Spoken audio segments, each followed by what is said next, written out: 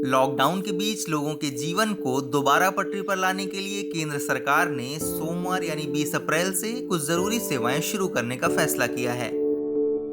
हालांकि यह बात स्पष्ट कर दी गई है कि कुछ जरूरी उपाय और पाबंदियां पहले जैसी लागू रहेंगी। बेहद सख्त शर्तों के साथ दी जा रही इन छूट के दौरान नियम की अनदेखी की गई तो छूट को तत्काल खत्म कर दिया जाएगा। लॉकडाउन की अवधि 3 मई तक किए जाने के बाद कुछ ढील का फैसला किया गया था, जिसके तहत गृह मंत्रालय ने जरूरी गाइडलाइंस भी जारी की थी। लेकिन कोरोना के कहर और खुदरा व्यापारियों के विरोध के बाद सरकार ने गाइडलाइंस में थोड़े बदलाव किए हैं। केंद्रीय मंत्री रविशंकर प्रसाद ने ट्वीट कर लिस्ट जारी की है, जिसमें लॉकडाउन के दौरान छूट पाने वाले क्षेत्रों में स्वास्थ्य, कृषि, हॉर्टिकल्चर, मछली पालन और पशुपालन शामिल हैं। जो इलाके कोरोना हॉटस्पॉट नहीं हैं, वहां इन गतिविधियों के लिए छूट दी गई है। रेड जोन में आने वाले शहरों और कंटेनमेंट क्षेत्र में पाबंदियां जस की तस जारी रहेंगी।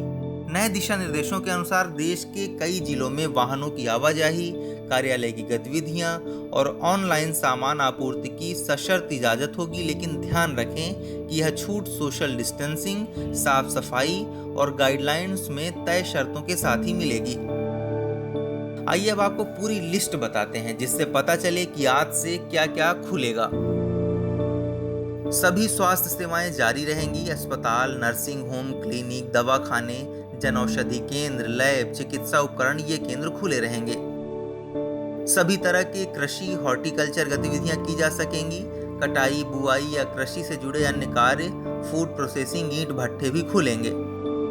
सोशल डिस्टेंसिंग के साथ कृषि उत्पादों की पैकेजिंग, मार्केटिंग, भंडारण पर छूट होगी। मछली पालन से जुड़ी गतिविधियों, जिसमें समुद्र और देश के अंदर का संचालन किया जा सकेगा, इसमें मछलियों का भोजन, मेंटेनेंस, प्रोसेसिंग, पैकेजिंग, मार्केटिंग की बिक्री हो सकेगी। पशुपालन किया जा सकेगा, जिसमें पोल्ट्री फार्म सहित अन्य पशुपालन गतिविधियां चालू रहेंगी। पशुओं का खाना, मसलन मक्का और सोया की खली का उत्पादन और वितरण हो सकेगा। पशु शेल्टर और गौशालाएं खुलेंगी। चाय, कॉफी, रबड़ आदि का प्लांटेशन किया जा सकेगा, लेकिन इसके लिए 50% कामगारों के साथ ही इसकी इजाजत होगी। Electrician, plumber, motor mechanic, carpenter, courier सेवा, आईटी मैकेनिक को छूट। डीटीएच और केबल सेवा से जुड़े कर्मचारी भी मरम्मत आपूर्ति का काम कर पाएंगे। सामान ढुलाई का काम चलता रहेगा।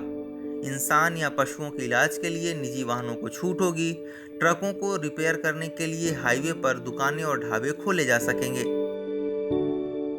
पेट्रोल पंप जैसी सार्वजनिक जरूरत की सेवाओं को छूट होगी। ऑफिस, आईटी, कॉल सेंटर, व्यावसायिक और निजी कंपनियों को काम करने की छूट होगी, लेकिन सोशल डिस्टेंसिंग, कर्मचारियों की संख्या, एक से अधिक शिफ्ट में काम जैसे जरूरी निर्देशों का पालन करना होगा। आईटी और इससे जुड़ी सेवाओं वाले दफ्तर 50% से ज़्यादा स्टाफ नहीं होगा। केवल सरकारी गतिविधियों के लिए काम करने वाले डेटा और कॉल सेंटर, ऑफिस और आवासीय परिसरों को प्राइवेट सिक्योरिटी उद्योग को छूट होगी।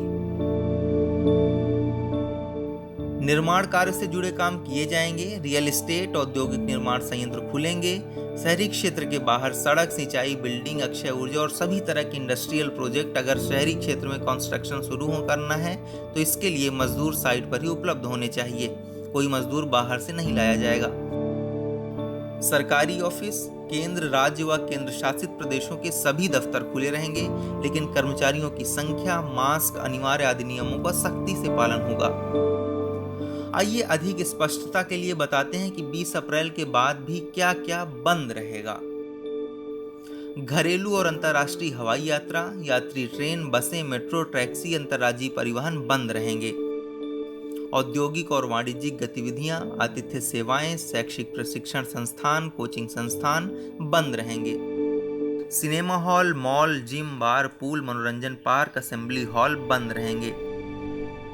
सभी सामाजिक, राजनीतिक, मनोरंजन, खेल, धार्मिक स्थान और अन्य सेवाएं बंद रहेंगी। इस वीडियो में फिलहाल इतना ही। आप अपने सवाल और सुझाव हमें कमेंट करके बताइए। बाकी देश और दुनिया की ताज़ा तरीन खबरों की अपडेट्स के लिए हमारे चैनल लोकमत न्यूज़ को सब्सक्राइब कर लीजिए।